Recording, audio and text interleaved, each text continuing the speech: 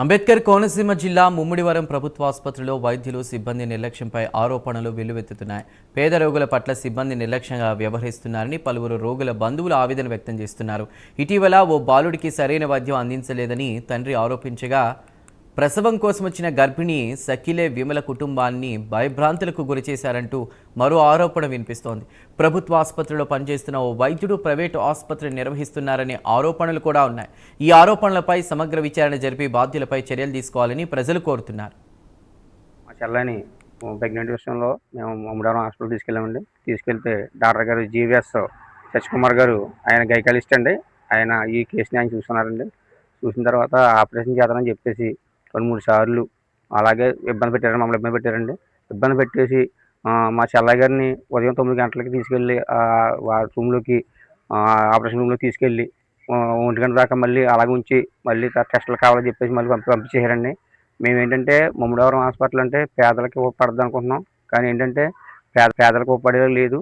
కొంతమంది డాక్టర్ల వల్ల హాస్పిటల్లో ఇలాగ జీవీఎస్ సత్యకుమార్ లాంటి డాక్టర్ల వల్ల కొంచెం చాలా ఇబ్బందికరంగా ఉంటుంది. ఏంటంటే మాకు జరిగిన అన్యాయం వాళ్ళకి జరగకుండా ఇక ఉన్న ప్రభుత్వం చర్యలు తీసుకోవాలని మేము మనస్ఫూర్తిగా కోరుకుంటున్నాం. నిండు బాలంతా ప్రభుత్వ ఆసుపత్రిలో పురుడు పోసుకునే నిమిత్తం 3వ తేదీన మధ్యాహ్నం 2 గంటలకు జాయిన్ అయింది. డాక్టర్ డెలివరీ చేసుకుందరేనమ్మా అని బాగానే చెప్పి మాట్లాడాడు. డాక్టర్ పేరు సత్యకుమార్. ఆయన గైనకాలజీ స్పెషలిస్ట్ అని అంటున్నారు. మరి మాకు పూర్తిగా తెలీదు. మా ఆడపడుచిన అమ్మాయి సకిలే విమలని గవర్నమెంట్ హాస్పిటల్ తీసుకెళ్ళాం. ముమ్మిడివరం గవర్నమెంట్ హాస్పిటల్ తీసుకెళ్తే మేము ముందు డెలివరీ కూడా అక్కడే గవర్నమెంట్ హాస్పిటల్ వేసుకున్నాం. ఇప్పుడు డెలివరీ కోసమని తీసుకెళ్తే డాక్టర్ గారు స్కానింగ్ రాసి ఇచ్చారండి. అది రాఘవ స్కానింగ్ రాసి ఇచ్చారు. కానీ రాఘవలో బిజీగా ఉన్నారనేసి మేము వైద్యనాయుడు దగ్గరికి వెళ్ళి చేయించుకున్నాం. వైద్యనాయుడు గారు స్కానింగ్ తీసుకొస్తే దాంట్లో డాక్టర్ గారు చూసి ఉమ్మనీరు తక్కువగా ఉంది, బ్లీడింగ్ కొంచెం తక్కువగా ఉంది, బేబీకి వెళ్ళడానికి అనేసి చెప్పారండి.